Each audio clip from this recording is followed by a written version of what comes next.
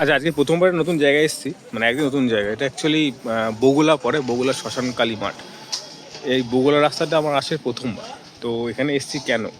এখানে দুটো কারণে এসেছি। এক হচ্ছে এখানটা বড় মেলা হয়, আর একটা হচ্ছে যে 51 যে সতীপীঠ আছে আমাদের কালী মায়ের, সেই 51 সতীপীঠের পুজো এখানটায় হয়। কোথায় হয়, কীভাবে হয়, সব দেখাবো। তার একটু মাঠে যে মেলাটা হয় সেটাও দেখিয়ে দিই, প্রস্তুতি কেমন চলছে। তারপর তোমাদেরকে সেই কালী ঠাকুরগুলো দেখাবো। এই হচ্ছে মেলার প্রস্তুতি আপাতত।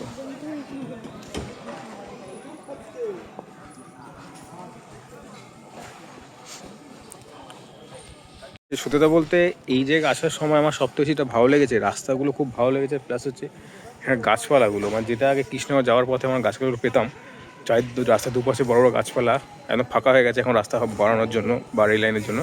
সেই গাছপালাটা আমি আপাতত এই বগুড়া রাস্তাতে পেলাম, মানে বেশ চাইতে বেশ সুন্দর লাগলো। এই জায়গাটা আমার বিশেষ করে সুন্দর লাগছে এটার কারণে যে বড় বড় গাছগুলো রয়েছে, আর সন্ধে এইখানটায় 5টা, এখন বাজে 5টা নেমে গেছে। এটা আমি এতদিন যে রানাঘাট গেলাম বা কোনো গেলাম 5:30টার সময় এই ওয়েদারটা পেয়েছি, বাট এখানে আশা করি গাছপালা থাকার জন্য মানে এত তাড়াতাড়ি সন্ধ্যেটা হয়ে যাচ্ছে। একটু দেখিয়ে দিই চারিদিকটা, দিয়ে চলো ভেতরে যাই যেখানে কালী পুজো হবে আর যেখানে কালী তৈরি হচ্ছে সেই জায়গাটা দেখাবো। সেটাই হচ্ছে মেন আকর্ষণ এই মানে এই মেলার। এখানে প্রথমবার আসে, এটা জাস্ট একটা হুজুগে আসলাম, দেখতে পেলাম, তাই তোমার শেয়ার করছি। তো দেখো ভালো লাগবে। আর যদি আসতে চাও তো বগুলা চলে আসবে, বগুলা এসে যেখানে কাউকে জিজ্ঞাসা করলেই হবে যে শ্মশানকালী মাঠ যাবো, তারা দেখিয়ে দেবে। একটু ঘুপচির মধ্যে, রাস্তার মধ্যে।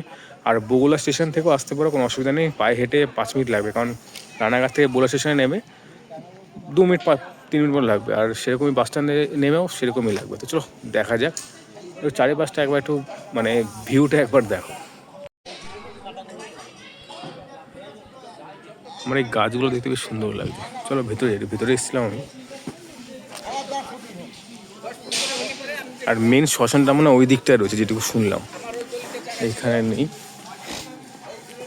আর ওই যে মহাকাল মন্দিরটা রয়েছে এখানে, শিবকালী মহাকাল একটা মন্দির আছে, ওটা পেছনে রয়েছে, তার পেছনে এই মেলাটা হয়। চলো যাই।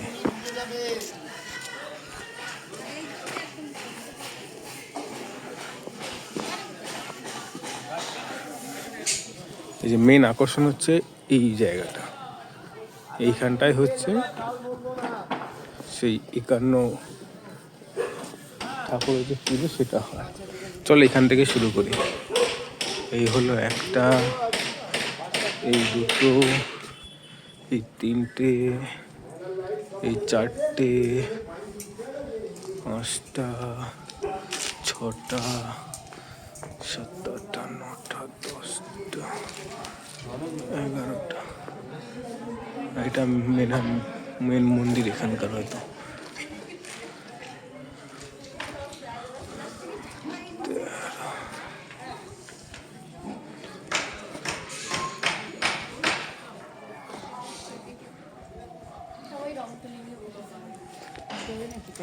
আরে না দেয়নি কি, এদের অর্ডারের কাজ না, এগুলো সব বলে দেখো।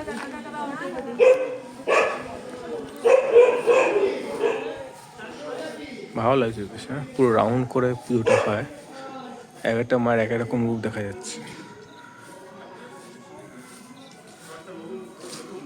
বেশ ভালো লাগছে।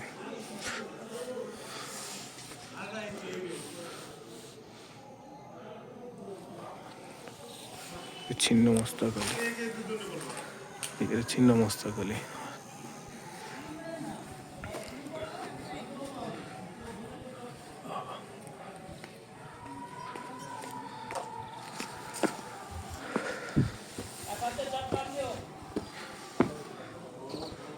বাহ,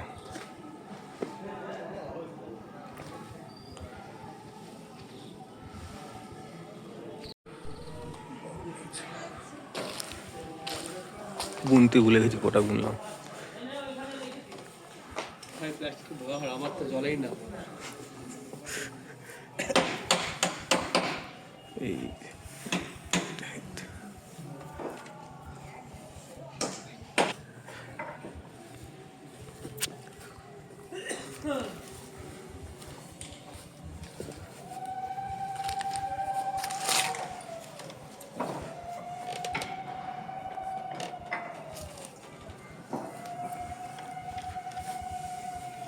বাহ,